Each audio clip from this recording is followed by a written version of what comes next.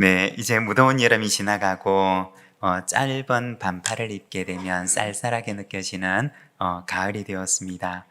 여러분, 가을이 오는 소리를 아시나요?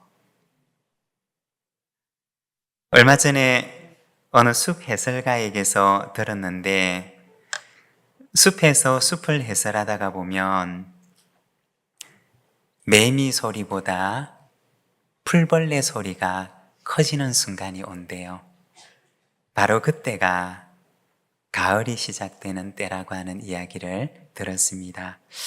안식년을 보내면서 제주에 있는 한 숲을 방문했는데 어떤 분께서 뇌경색을 앓고 숲에 들어가서 그 숲을 가꾸면서 병이 치유가 되었습니다.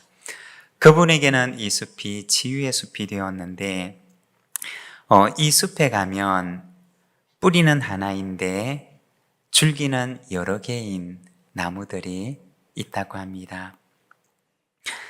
그런데 어떤 나무는 줄기들이 여기에 줄기가 있는데 또 저쪽에 이만큼 떨어져서 또 줄기가 나 있는데, 그런데 이렇게 떨어져 있는 그 줄기가 사실은 한 나무 뿌리에서 자라는 같은 나무라고 하는 이야기를 듣게 되었습니다.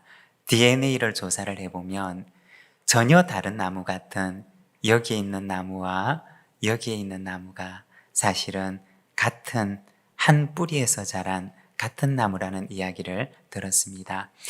일반적으로는 나무 나이를 알고자 하면 그 나무의 나이테를 보면 알 수가 있지만, 그런데 이 나무들은 그렇지 않다고 합니다.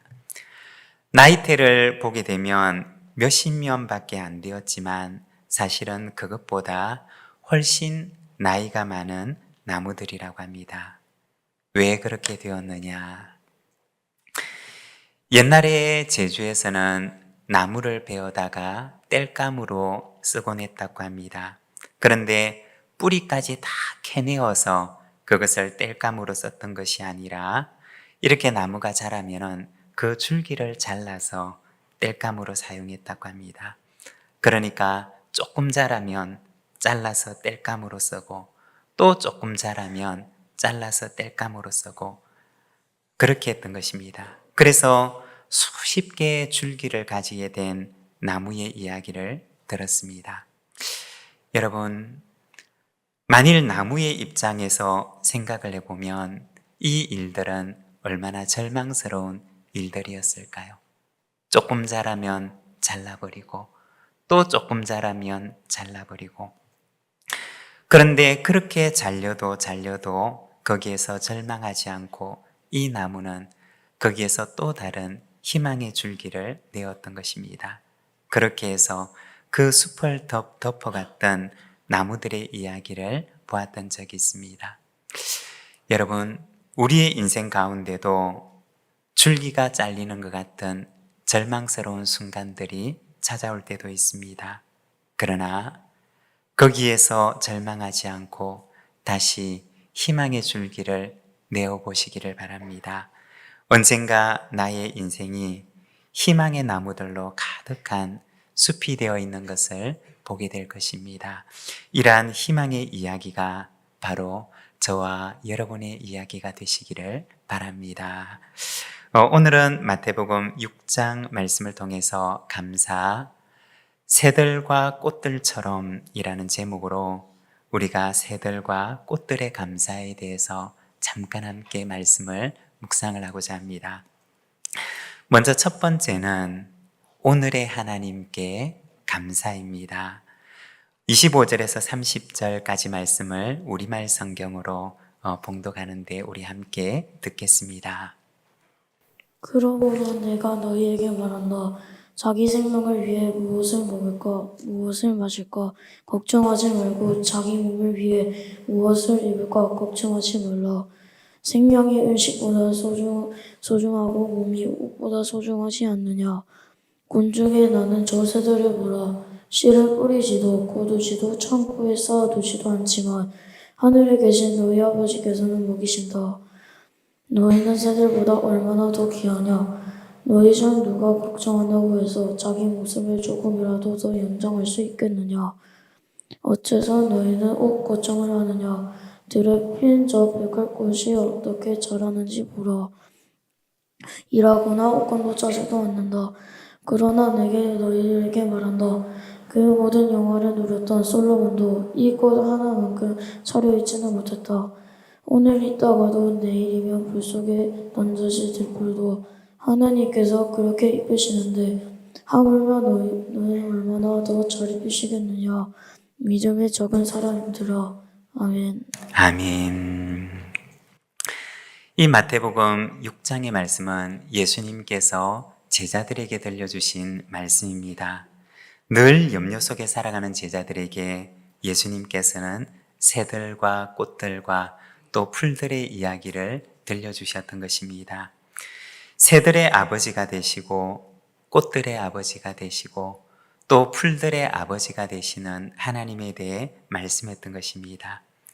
새들의 아버지가 되시는 하나님께서는 그들에게 일용할 양식을 주시고 꽃들의 아버지가 되시는 하나님께서는 그들에게 솔로몬의 영광보다 아름다운 옷으로 입혀주시고 풀들의 아버지가 되시는 하나님께서는 오늘 피었다가 내일 지는 그러한 들풀이지만 그러나 오늘의 흡족한 은혜를 주시는 것을 말씀하십니다.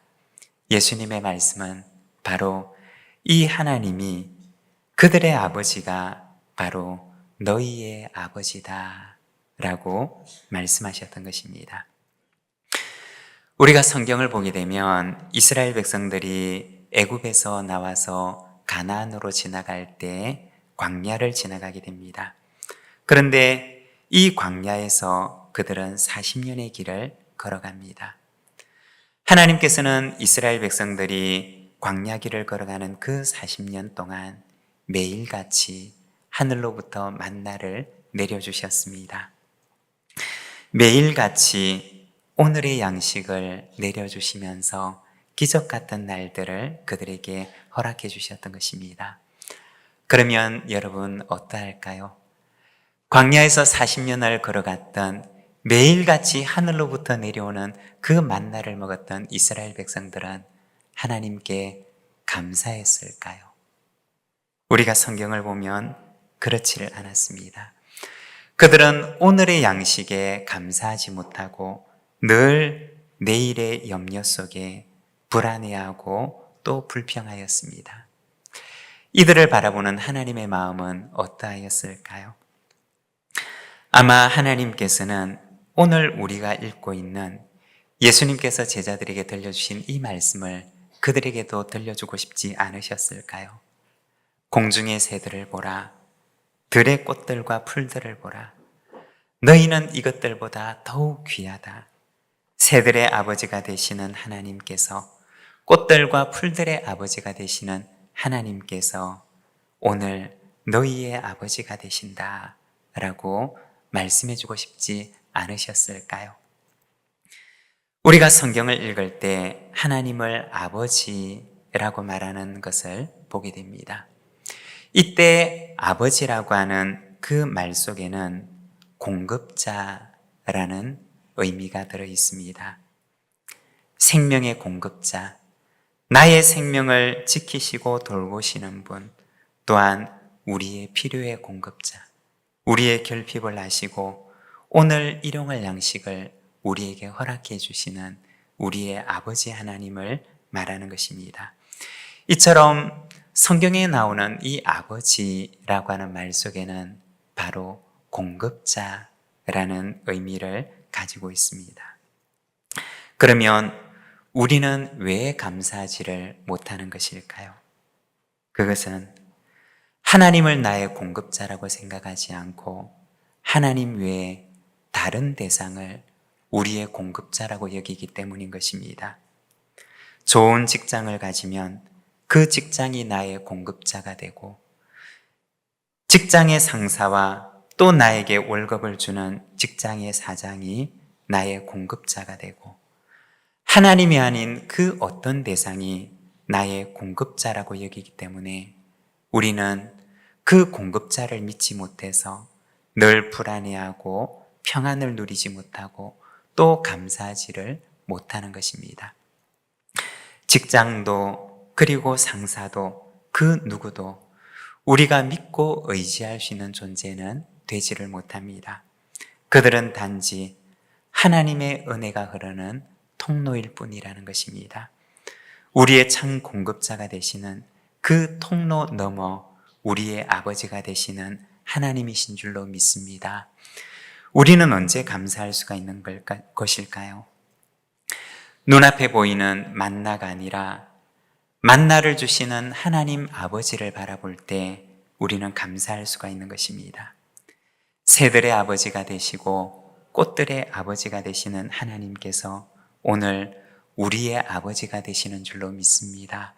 새들처럼 하나님께 찬양하고 꽃들처럼 우리의 아버지가 되시는 하나님께 영광을 돌리는 자가 되시기를 바랍니다. 그리고 두 번째는 내일의 하나님께 감사입니다. 31절과 2절, 33절의 말씀을 우리말 성경으로 봉독하는데 함께 듣겠습니다. 그러므로 무엇을 먹을까, 무엇을 마실까, 무엇을 입을까 걱정하지 말라. 이 모든 것은 이방 사람들이나 추구하는 것이다. 하늘에 계신 너희 아버지께서는 너희에게 이러한 것이 필요하다는 것을 아신다. 그러므로 내일 일을 걱정하지 마라. 내일 일은 내일이 맡아서 걱정할 것이요. 한날의 괴로움은 그날에 겪는 것으로 충분하다. 아멘. 아멘. 감사합니다. 여기 보면 내일 일을 위하여 걱정하지 마라고 말씀을 하십니다. 무엇을 말하는 것일까요? 내일을 준비하지 않는 무책임함에 대해서 말하는 것일까요? 그렇지 않습니다. 내일이라고 하는 시간은 하나님의 것이라고 하는 사실을 말하는 것입니다. 여러분, 내일이라고 하는 시간의 주인은 하나님이십니다. 우리는 왜 염려하고 걱정을 하느냐? 내일이라고 하는 시간의 주인이 하나님이심을 우리가 온전히 믿고 신뢰하지 못하기 때문입니다. 오늘 여기까지 인도해 주신 하나님께서 내일도 나의 삶을 신실하게 인도해 주실 것이라는 것을 우리가 온전히 믿고 신뢰하지 못하기 때문에 우리는 감사하지 못하는 것입니다. 이스라엘 백성들이 광야에 있을 때 매일같이 하나님께서는 그들에게 만나를 내려주셨습니다. 하지만 이스라엘 백성들은 늘 내일에 대한 염려 속에 내일도 만나를 내려주실 그 하나님을 믿지 못하고 그들은 이 만나를 가득가득 쌓아두었다가 그것이 썩어서 벌레가 생기는 것을 경험하게 되었습니다. 바로 내일의 하나님을 온전히 신뢰하지 못했기 때문입니다.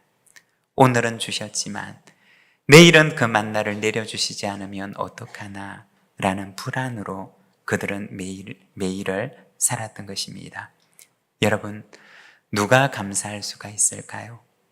오늘 여기까지 나의 삶을 인도해 오신 하나님께서 내일도 나의 삶을 신실하게 인도해 주실 것이라는 것을 믿을 때 우리는 오늘의 감사를 하나님께 드리고 또한 내일도 감사하며 살아갈 수가 있는 것입니다. 여러분, 오늘 우리에게 베풀어 주신 하나님의 은혜에 감사합시다. 그리고 내일도 은혜 주실 것을 믿고 감사합시다. 그러면 우리가 오늘 드린 그 고백대로 하나님께서 우리에게 이루어 주실 것입니다. 그리고 세 번째는 청지기의 감사입니다. 오늘 우리가 읽고 있는 이 말씀의 큰 흐름은 재물에 대한 문맥입니다. 19절에서 21절까지 말씀을 우리 자막을 보면서 함께 봉독하겠습니다.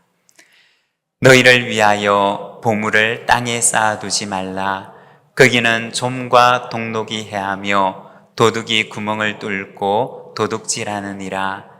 오직 너희를 위하여 보물을 하늘에 쌓아두라. 거기는 좀이나 동록이 해하지 못하며 도둑이 구멍을 뚫지도 못하고 도둑질도 못하느니라. 내 보물이 있는 그곳에는 내 마음도 있느니라. 아멘. 오늘 우리가 읽고 있는 이 말씀은 사실은 물질과 보물에 대한 문맥입니다.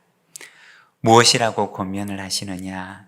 33절 말씀을 우리가 함께 읽겠습니다.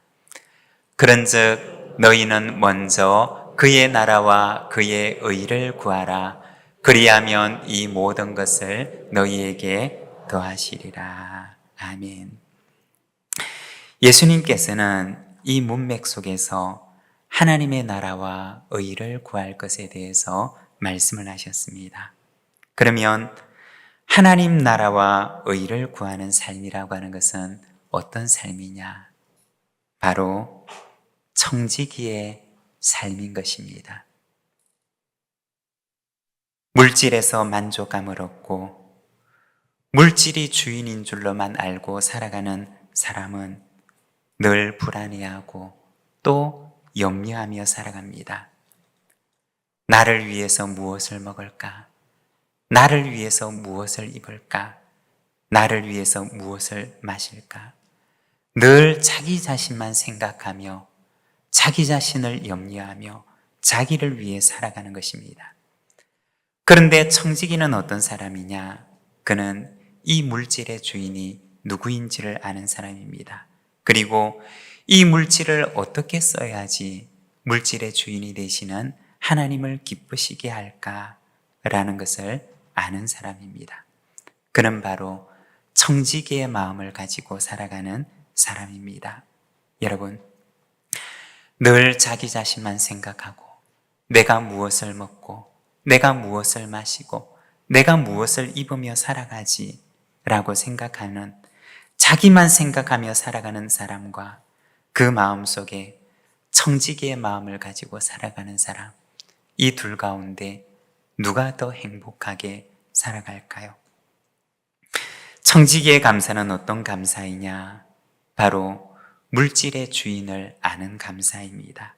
그리고 이 물질을 주인의 뜻대로 사용할 줄 아는, 주인의 뜻대로 사용하는 그 기쁨을 아는 감사입니다. 그리고 하늘의 상급이 예비되어 있는 감사인 것입니다. 여러분, 감사하며 살아갑시다. 오늘의 은혜에 감사하고 내일도 은혜 주실 것을 믿고 하나님께 감사하며, 그리고 청지기의 마음으로 하나님의 나라와 의를 구하며 살아갑시다. 오늘을 감사하며 살아가는 사람에게 내일도 충만한 감사의 은혜로 가득 채우실 줄로 믿습니다. 우리 시간 함께 찬양할 텐데, 날 구원하신 주 감사, 우리 함께 고백하는 마음으로 찬양하겠습니다.